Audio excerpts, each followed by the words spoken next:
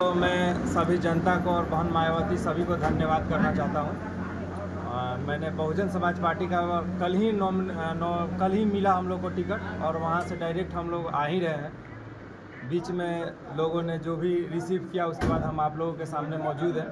कहने का मतलब है कि इस बार बहुजन समाज पार्टी बहुत ही दमदार तरीके से आ रही है। अगर उन लोगों को बहुत लोगों को लग रहा होगा कि बहुजन समाज पार्टी को कोई पछाड़ देगा तो वो संभव नहीं है। और इसलिए संभव नहीं है कि पूरे के पूरे लोग दोनों राजा को देख चुके हैं और राजा को देखने के बाद हम उन लोगों को प्रजा को देखना है, क्योंकि राजा कभी भी प्रजा को नहीं देखता है। लोग सिर्फ और सिर्फ हल्ला मचा रहे हैं कि वो गलत कर रहा है, वो गलत कर रहा है। इसमें जनता का क्या गलती है ये दोनों राजा नहीं बताने के लिए रेडी हैं। किन मुद्दों को लेके आए हैं आप? तीन ही मुद्दा हम लोगों के पास है: स्वास्थ्य, रोजगार और शिक्षा। ये तीनों चीज़ हमारे यहाँ पूरी तरह से विलुप्त हो चुका है। जैसे कि आप हर जगह देख रहे होंगे कि जो बच्चे मध्याह्न भोजन के लिए जा रहे हैं, जो भी खिचड़ी खाने के लिए जा रहे हैं, उन लोगों के लिए कोई नहीं बात करेगा। उन लोग किस तरीक़ा से आगे बढ़ेंगे उसके लिए कोई नहीं बात करेगा। राजा का बेटा राजा बनेगा, यही सोच के इन लोग रखे हुए हैं कि हर राजा, आज कल हम राजा थे, आज मेरा बेटा राजा होगा, इसी तरह से सोच के इन लोग रखे हुए हैं। लेकिन अब ऐसा नहीं होगा। अब इन लोग का काम पूरी तरह से सब लोगों के बीच में आ चुका है। कोई शिलान्यास कर रहा है, झूठा शिलान्यास कर रहा है, तो कोई झूठा पैसा दे के और यहाँ की महिलाओं को खरीदने का काम कर रहा है। मैया सम्मान योजना के थ्रू पहले 1000 था, फिर 2100, फिर 2500। ये लोग सिर्फ डाक बोल रहे हैं। आज हम इतना देंगे, कल तुम इतना देंगे, उतना से कभी किसी जनता का भला नहीं होना है। अगर इन लोग को जनता का भला करना है तो बहुजन समाज पार्टी को चुनना ही पड़ेगा। नामांकन कब है आपका? 25 तारीख को हमारा नामांकन है। अच्छा, आई बेरोजगारों के लिए क्या कर, रोजगार के लिए? रोजगार के लिए कम से कम 25,000 से ज़्यादा हम लोग रोजगार देने वाले हैं, इसमें कोई संदेह नहीं है। 10,000 का रोजगार तो आज हम खुद ही दे सकते हैं, आज के डेट में हम दे सकते हैं। लेकिन फिर भी अगर हम इस एरिया में, अपने विधानसभा में अगर फैक्ट्री या कंपनी नहीं डालेंगे तो आप खुद ही समझ सकते हैं कि नियम होता है कि जिस एरिया में आप फैक्ट्री या कंपनी चलाएंगे वहाँ का 60 से 80% लोग को देना पड़ता है। तो हम दूसरे जगह जहाँ पे अगर हम डाल रहे हैं तो वहाँ पे 60 से 80% लोग हमारे काम कर रहे हैं। तो इसी कारण से हम खुद अपने भरोसे पे बोल रहे हैं, सरकार का भरोसा हमें नहीं है।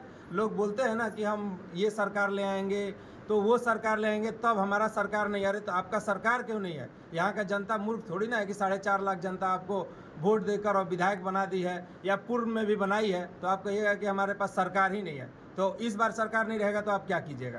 एक तरफ आपके साथ उधर के पूर्व विधायक हैं, झामुमो उम्मीदवार हैं, और भाजपा के हैं जो 3 बार के विधायक रहे, कैसे उन लोग का सामना कीजिएगा? बहुत ही आसान है। इसलिए सामना देखिए, अगर आप लोग खुद ही समझ सकते हैं कि अगर काम किए रहते तो उन्हें वोट मांगने की ज़रूरत ही नहीं पड़ती। लेकिन काम किए नहीं है, इसलिए उनको गली गली घूमना पड़ रहा है। वो क्यों रोड में घूम रहे हैं? क्यों आज के डेट में 3-3 बजे रात तक, 4-4 बजे रात तक दिख जाते हैं?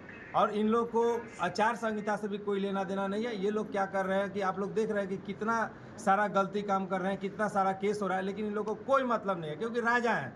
इन लोग को पता है कि एक तरफ जेएमएम सरकार है तो एक तरफ हम खुद ही राजा बन के बैठे हुए हैं। तो दोनों सरकार यही मति भ्रमित करने का काम कर रही है। और कुछ भी इन लोग के साथ आज के डेट में एसडीओ साहब हो या जो भी हो, वो इन लोगों के साथ कुछ नहीं करने पा रहे हैं। रेगुलर इन लोग का उल्लंघन हो रहा है और आचार संहिता का उल्लंघन हो रहा है, लेकिन किसी तरह से कोई कुछ नहीं कर कल पा रहा है। हेमंत सोरेन आए थे, उन्होंने बोला कि अगर इस बार छोटे राजा विधायक बनते हैं तो हम यहाँ पावर प्लांट बिठाएंगे। एक तरफ विधायक जी कहते हैं कि हम सीमेंट प्लांट बिठाएंगे। आप किस चीज़ का प्लांट बोलिए।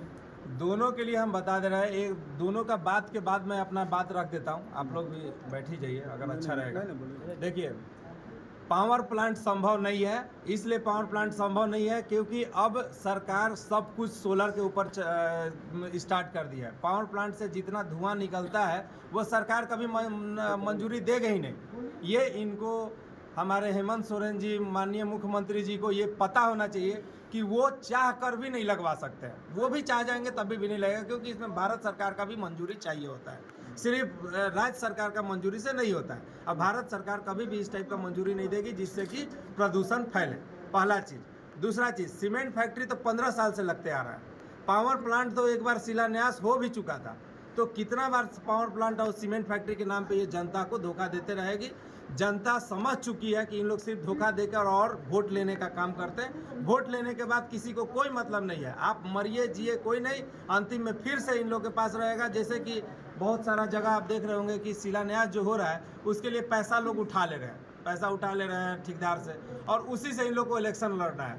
20 करोड़ रुपया 25 करोड़ रुपया उठा लिए और बजाय वो सब पैसा जनता में बांटने का इन लोग काम करेंगे और उसके बदले में फिर वोट लेंगे। तो 20 करोड़ की जगह 200 करोड़ हम लोग कमवाते हैं। हम लोग का जनता का आँख खुलना चाहिए इसमें कि कोई भी कुछ नहीं कर सकता है। दारू पानी और पैसा पे अपील करते हैं पूरे जनता से कि न बिके, नहीं तो आप लोग का ज़िंदगी बिक रहा है। आप लोग नहीं बिक रहे हैं, आप लोग का ज़िंदगी और आपका भविष्य बिक रहा है। अगर इसी तरह से करना है तो करते रहिए, कोई दिक्कत नहीं है। आगे फिर से यही चीज़ होता रहेगा और लास्ट में जैसे बच्चा भुइयाँ डंडई में मार के 4 दिन तक और 5वां दिन उनको मार दिया गया, डंडई में का थाना का जो केस है, उसी तरीक़ा से किसी के साथ कभी भी हो सकता है। वैसा कुछ भी नहीं है। इसी तरह का कधवन में भी एक केस देखने को आया है, वैसा ही केस हमेशा मिलता रहेगा। दोनों राजा हैं, इन लोग के साथ कुछ भी नहीं होगा। जनता से क्या अपील है? जनता से यही अपील रहेगा कि उन लोग सोचे समझे फिर वोट दें।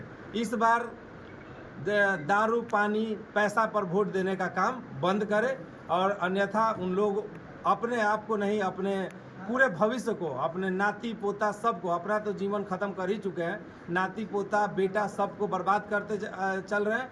पलायन होते रह रहा है और पलायन रुकने का नाम नहीं ले रहा है। कल भी 2 ठो लाश आया है। इस तरह से हमेशा, कल तो मैं एक नॉर्मल एग्जांपल बोल रहा हूँ, और बहुत जगह ऐसा है जहाँ पे कि हर दूसरे दिन लाश आ रहा है लेकिन जनता को पता नहीं चल रहा है। यही हमारा जनता